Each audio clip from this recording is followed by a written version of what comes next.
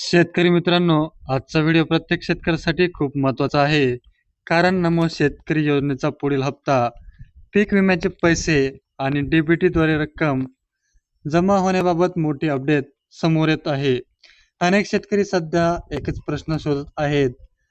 पैसे नेमके कधी मिळणार? कोणाला मिळणार? आणि पैसे अडकू नयेत म्हणून कोणती कामे करावी लागणार?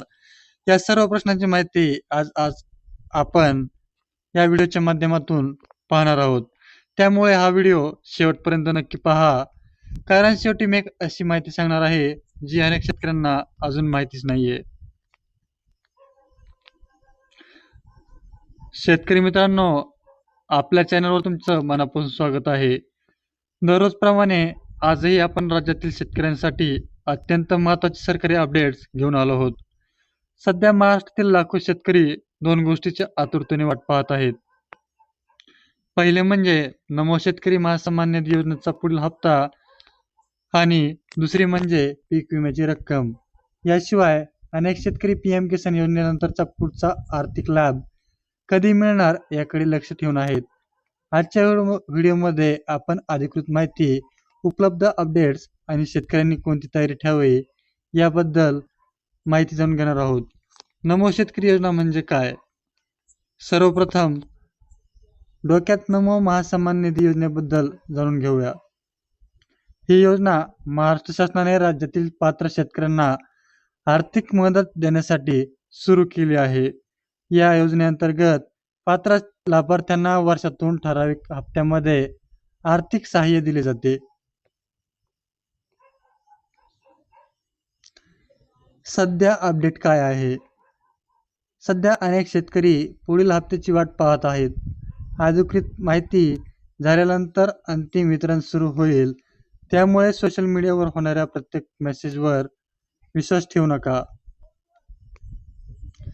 नेहमी शासनाच्या अधिकृत घोषणेकडेच लक्ष द्या. जशी अधिकृत माहिती येईल तशी आपण सर्वात आधी या चॅनलवर माहिती देऊ. बरेच शेतकरी असा समज करून घेतात की नाव योजनेत आहे म्हणजे पैसे आपोआप आपल्या खात्यात येतील, पण प्रत्यक्षात तसं काहीही नसतं. जर तुमची e-KYC अपूर्ण असेल, बँक खाती आधारशी लिंक नसतील किंवा महा डी-बी-टी बंद असेल तर पैसे येण्यास उशीर होऊ शकतो.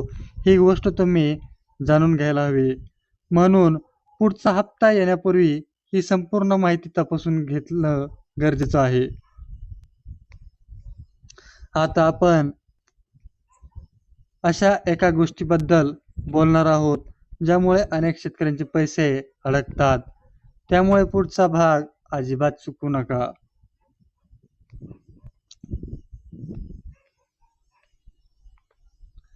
शेतकरी मित्रांनो, आता आपण त्या विषयाकडे वळूया ज्यांची लाखो शेतकरी आतुरतेने वाट पाहत आहेत, आणि तो म्हणजे पीक विम्याची रक्कम. दरवर्षी नैसर्गिक आपत्ती, अतिवृष्टी, अवकाळी पाऊस, गारपीट किंवा दुष्काळ पडल्यामुळे अनेक शेतकऱ्यांच्या पिकाचे नुकसान होते. अशा परिस्थितीत शासन आणि विमा कंपनीच्या माध्यमातून पात्र शेतकऱ्यांना आर्थिक मदत दिली जाते. मात्र एक गोष्ट लक्षात ठेवा, प्रत्येक शेतकऱ्याला समान रक्कम मिळते असे नाही. पीक कोणते होते, नुकसान किती झाले, जिल्हा कोणता आहे, पंचनाम्याची स्थिती काय आहे आणि विमा योजनेचा नियम, या सर्व गोष्टीवर लाभाची रक्कम अवलंबलेली असते. किती रक्कम मिळू शकते? अनेक शेतकरी विचारतात, माझ्या शेजाऱ्याला 22,000 रुपये मिळाले, मग मला किती मिळणार? याचं एकच उत्तर आहे, प्रत्येक शेतकऱ्याची रक्कम ही वेगळी असू शकते.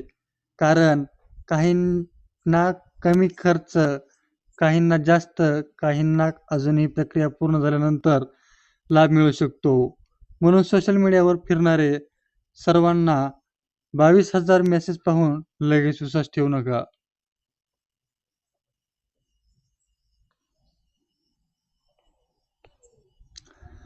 पैसे कोणाच्या खात्यात आधी जमा होतात ही माहिती अनेकांना माहीतच नसते. डीबीटीद्वारे पैसे एकाच दिवशी सर्वांच्या खात्यात जमा होतील असं काहीही नसतं.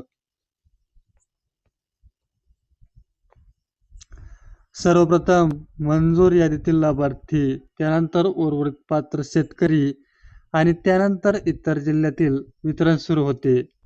म्हणून तुमच्या शेजाऱ्याला पैसे आले आणि तुम्हाला आले नाहीत याचा अर्थ तुम्ही अपात्र आहे असं होत नाही. शेतकरी मित्रांनो, ही चूक अजिबात करू नका. बरेच शेतकरी काय करतात, पैसे आले नाही म्हणून बँकच बदलून टाकतात. असं काही करण्याची गरज नाहीये. नवीन बँक खात्याची माहिती अपडेट करत नाहीत. अशा वेळी डीबीटी जुना खाते क्रमांक वापरते आणि पैसे अडकू शकतात. म्हणून जर अलीकडे बँक बदलली असेल तर संबंधित कार्यालयात किंवा अधिकृत पोर्टलवर माहिती अपडेट झाली का हेही तपासा. काही वेळेस काय होतं माहिती आहे का, तुम्ही तर बँक चेंज केली पण पोर्टलवरती जाऊन माहिती अपडेट केली नसल्यामुळे डीबीटी डायरेक्ट जुन्या खात्यावरतीच पैसे टाकते आणि खातं चालू नसल्यामुळे शेतकऱ्यांचे पैसे अडकतात. तर ही चूक तुम्हाला करायची नाहीये. सरकार आता बहुतेक योजनांमध्ये ई-केवायसीला प्राधान्य देत आहे. जर तुमची ई-केवायसी पूर्ण नसेल तर तुम्हाला लाभ मिळण्यास विलंब होऊ शकतो. म्हणून एकदा सीएससी किंवा सेवा केंद्रात जाऊन तुमची ई-केवायसी पूर्ण झाली आहे का याची खात्री करा. यापुढे आपण अशा अपडेट बाबत बोलणार आहोत ज्यामुळे अनेक शेतकऱ्यांच्या खात्यात पैसे असूनही ते दिसत नाहीत. त्यामुळे पुढचा भाग नक्की पहा. डीबीटी स्टेटस कसं तपासायचं? अनेक वेळा पैसे शासनाकडून पाठवलेले असतात पण शेतकऱ्यांना त्याची माहितीच नसते. म्हणून वेळोवेळी बँक पासबुक अपडेट करा. SMS अलर्ट सुरू ठेवा. बँकेच्या अधिकृत ॲप्स किंवा नेट बँकिंगमधून व्यवहार तपासत राहा. यामुळे पैसे जमा आहेत का हे लगेच समजू शकते. आणि सर्वात मोठी गोष्ट, अफवांपासून दूर राहा.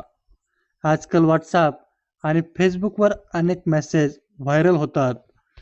काही जण म्हणतात आज रात्री सर्वांच्या खात्यात पैसे जमा झाले, उद्या सकाळी 22,000 जमा. अशा प्रकारच्या पोस्टवर मोठ्या प्रमाणात फिरतात.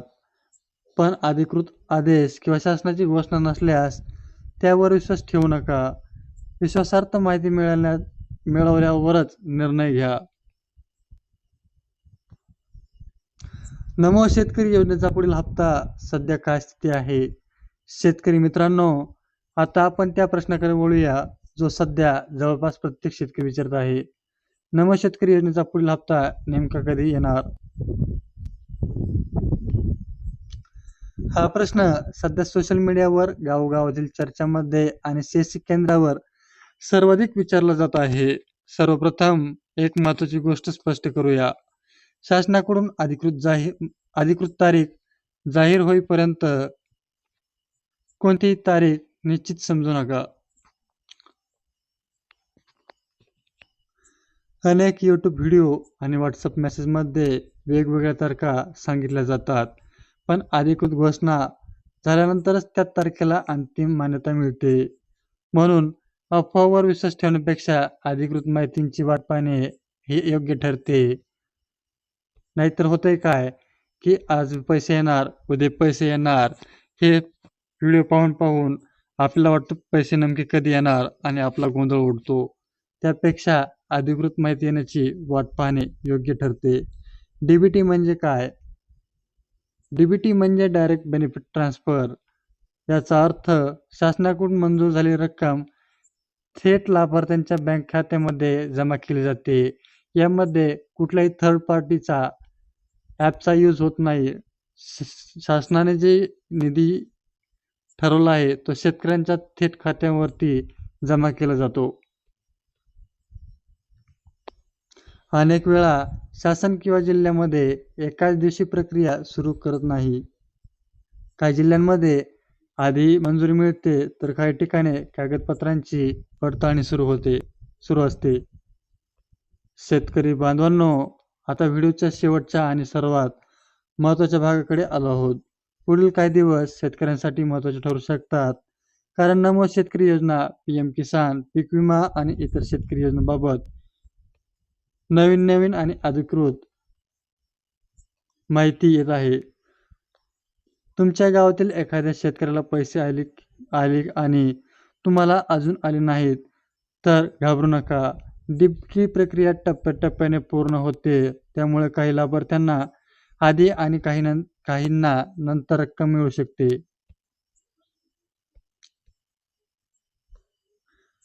पुढील काही दिवसात जर शासनाकडून नमो शेतकरी योजनेबाबत नवीन घोषणा, पीक विमा आणि वितरणाबद्दल आदेश किंवा पीएम किसान संबंधात अधिकृत अपडेट्स यापैकी कोणतीही माहिती आली तर आपण सर्वात आधी या चॅनलवरती पाहणार आहोत.